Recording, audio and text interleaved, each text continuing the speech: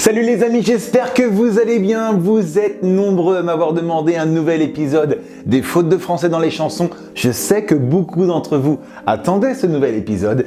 Eh bien le voilà, voici l'épisode 6 des fautes de français qu'on fait dans les chansons. Alors bien sûr, si tu n'as pas vu les épisodes précédents, je t'invite à les regarder en cliquant juste sur le petit i qui se trouve ici. Il y a l'épisode 1 avec Weshden, il y a l'épisode 2 avec Michou, je crois, il y a l'épisode 3, 4, 5 avec tout plein de gens qui ont fait des fautes de français, intentionnelles ou non, dans les textes de leurs chansons. Mais qu'elles soient intentionnelles ou non, ça reste des fautes de français et on va en voir plein de nouvelles dans cette vidéo. Beaucoup que vous m'avez cité dans les commentaires des vidéos précédentes et d'autres fautes que j'ai trouvées en faisant des recherches approfondies. Et dans cette vidéo, je vais d'abord vous faire écouter les chansons et essayer de vous faire deviner où se trouve la faute ou les fautes. Comme par exemple dans cette chanson de Kinvey, Petite Émilie, une chanson que tu connais forcément, écoute. Petite Émilie, t'es l'unique fille d'une famille reconstruite, une mère pour... Tu l'as la faute là, bien sûr. L'unique fille d'une famille reconstruite, il manque pas un truc à la fin là? Tu sais lire.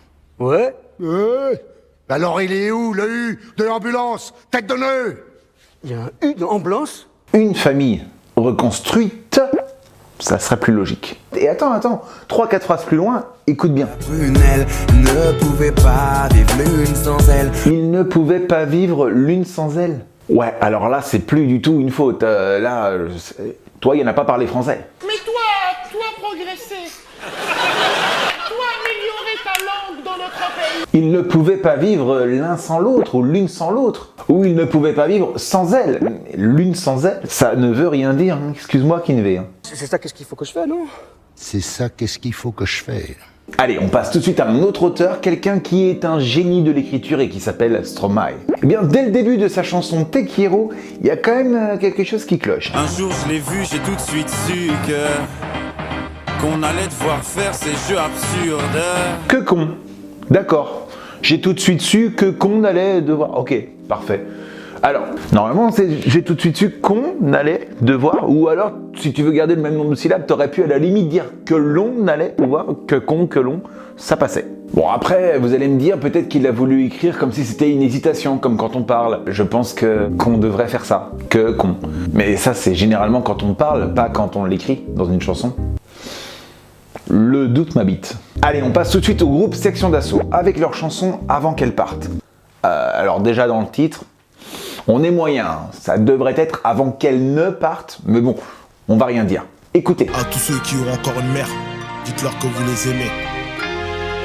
Avant qu'elle parte.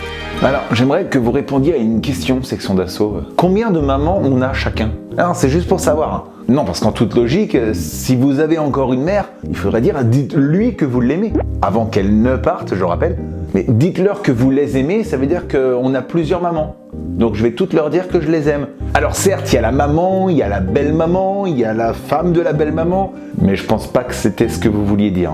Bon, et c'est pas la seule chanson sur laquelle vous avez fait une faute. Hein. Parce que dans la chanson Paname lève-toi, la faute, elle frise un peu plus les oreilles. Premier, métro et H, Fonsa, Châtelet-Léa, je vois déjà des trucs pas très légaux. Ouais, je sais, pour la rime c'est plus sympa, mais c'est comme de dire des animaux. Non, le pluriel de légal, c'est l'ego. Et je parle pas des jeux de construction. Bon, on reste dans le rap avec Unité de Feu qui chante Haine, misère et crasse. Écoute. Haine, misère et crasse, j'ai aiguisé mes armes pour ceux et celles qui aiment les flammes. Mais non, mais... Bon, déjà pour ceux et celles, on devrait dire celles et ceux. Mais je vous l'accorde, c'est français, on a le droit. Pourquoi placerions-nous toujours les féminins avant les masculins? Je veux dire, pas de souci. Inclusion 2022, je comprends. Par contre, qu'ils aiment les flammes, qu'ils aiment les flammes avec un Z, comme Zorro. Un Z qui veut dire Zorro. Non mais les gars, mais faites un effort. Entre celui qui a écrit les textes, personne ne le relit derrière. Bon, ok, c'est peut-être pas écrit dans le texte. Mais si tu le chantes dans un studio, il y a personne qui t'écoute, l'ingénieur du son, il est où là pour dire les gars, là il y a une faute, le Z il n'existe pas. Celui qui a fait le mix, celui qui a fait le master, celui qui, je ne sais pas, qui a écouté la maquette, personne s'en est rendu compte. Quoi? Dites-moi pas que c'est pas vrai. Et là j'entends déjà certains qui me disent oui mais les rappeurs ils sont incultes, ils savent pas écrire, ils savent pas parler. Alors stop, je vous arrête tout de suite. Il y a de grands auteurs français, de la grande chanson française, voire même presque de la littérature, qui eux aussi font des fautes. Alors certes, vous allez me dire, oui, mais Renaud, c'est fait exprès. Oui, bien sûr, il y en a plein où c'est fait exprès, mais il y en a d'autres aussi où ce n'est pas fait exprès. Georges Brassens, je vous en avais déjà parlé dans une précédente vidéo, avait fait une petite erreur de liaison qu'il corrigeait ensuite dans ses chansons chantées en live. Eh bien, Pierre Perret vient de faire la même chose dans une chanson qu'il a sortie en 2020 pour le confinement. Ça s'appelait Les Confinis. Et dans cette chanson postée sur YouTube, il chante ceci. Pas une seule de vos promesses à la gomme ont un jour consolé leur portefeuille. Alors, tu l'as entendu la faute ou pas? Il y a une énorme faute de conjugaison. D'ailleurs, Pierre Perret, quand il a sorti son album quelques temps après, Mes adieux provisoires, cette faute a été corrigée dans la version album. Ça veut dire qu'il s'en est rendu compte, ou en tout cas qu'on lui a dit. Peut-être dans les commentaires YouTube sous la vidéo. En effet, dans la phrase « Pas une seule de vos promesses à la gomme ont un jour consolé leur portefeuille », il y a deux fautes.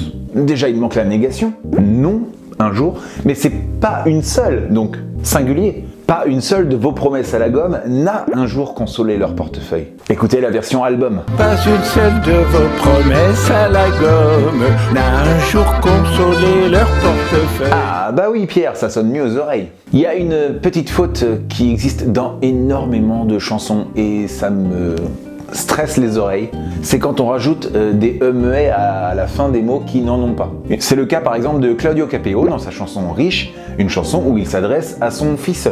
Oui, le fils, c'est comme un fils mais avec un E à la fin. Tu seras peut-être pas le meilleur, mon fils, mais pourtant... C'est quand même assez limite. Hein. Et Indochine l'a fait, hein, quand Nicolas Sirkis dit que lui et la lune étaient tellement sûrs, donc lui masculin, la lune féminin, donc on était tellement sûrs, non, il n'y a pas de E non plus. Et toi et moi, on était tellement sûrs. Non mais les gars, on est français quoi. On était tellement sûrs. Point, pas de E. Même les Libanais, ils font pas la faute. Mika, dans sa chanson Elle me dit, toutes ses fins de phrases finissent par R. Sauf les mots où il n'y a pas de E, mais à la fin, où il dit R. Écoute. Ça c'est RE, et quand il fait un mot où il n'y a pas de E, mais ça donne ça. Regarde le temps que tu perds.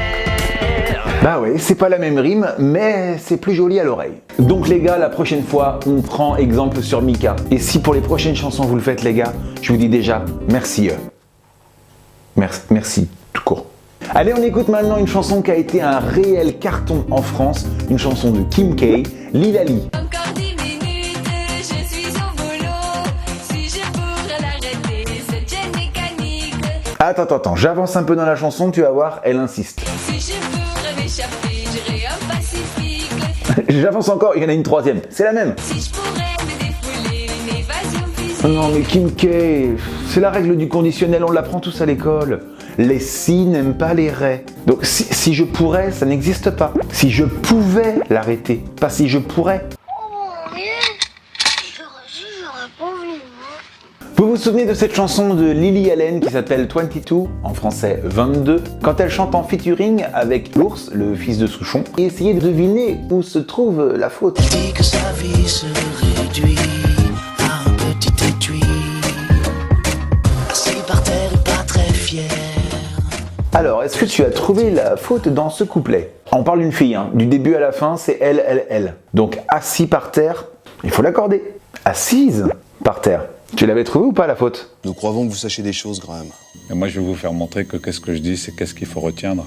Pour terminer cette vidéo, j'ai besoin de votre analyse parce que là, c'est vrai qu'on m'a soufflé cette erreur dans les commentaires de la vidéo précédente. Et c'est vrai que c'est une erreur assez étrange quand même, une chanson de Céline Dion qui s'appelle Terre, qui est présente dans l'album S'il suffisait d'aimer, un album presque essentiellement composé par Goldman. Alors, la chanson en question a été écrite et composée par Eric Benzi, qui est un collaborateur de Jean-Jacques Goldman. Et dans cette chanson, Céline Dion chante ceci. Terre, si tu savais combien je t'ai manqué, ces journées sans boussole. Si tu savais combien tu m'as manqué, parce que si tu savais combien je t'ai manqué, c'est un peu bizarre comme phrase. C'est-à-dire, ouais, tu sais combien je t'ai manqué, ça fait un peu... Alors, s'agit-il d'un problème de traduction, puisque il faut savoir que le verbe manquer, en anglais, en français, on l'utilise à l'envers, c'est-à-dire que I miss you, en français on le dit tu me manques, et you miss me, ça veut dire je te manque. Tu vois, c'est inversé, il faut inverser ton cerveau. Alors peut-être que dans le cerveau québécois de Céline Dion, qui pourtant est francophone à la base, je ne sais pas, qu'est-ce que vous en pensez? Dites-le moi dans les commentaires. Je ne saurais pas dire si c'est une erreur ou si ça a vraiment été écrit comme ça, ou si ça a été pensé à l'envers et du coup écrit comme ça et chanté comme ça, ou alors est-ce que c'est vraiment pour le coup un effet de style, mais dans ces cas-là il veut dire quoi? Parce que même là je le comprends pas. Sachant que le reste de la chanson, elle explique bien qu'elle a besoin de la terre et donc que c'est la terre qui lui manque et ce n'est pas elle qui manque à la terre. Bon, écoutez, ça sera peut-être le sujet d'une prochaine vidéo. Sur ce, je vous dis à très bientôt. N'hésitez pas à liker cette vidéo, à la partager à tous vos amis et à me dire dans les commentaires si vous connaissez d'autres erreurs de français qui ont été commises dans les chansons. Attention, regardez bien les 5 autres épisodes avant, sinon il y aura de la redite. Allez, je vous quitte là-dessus. C'est quoi qu'on veut, c'est ça qu'on veut. Et ça c'est pas français. Ciao.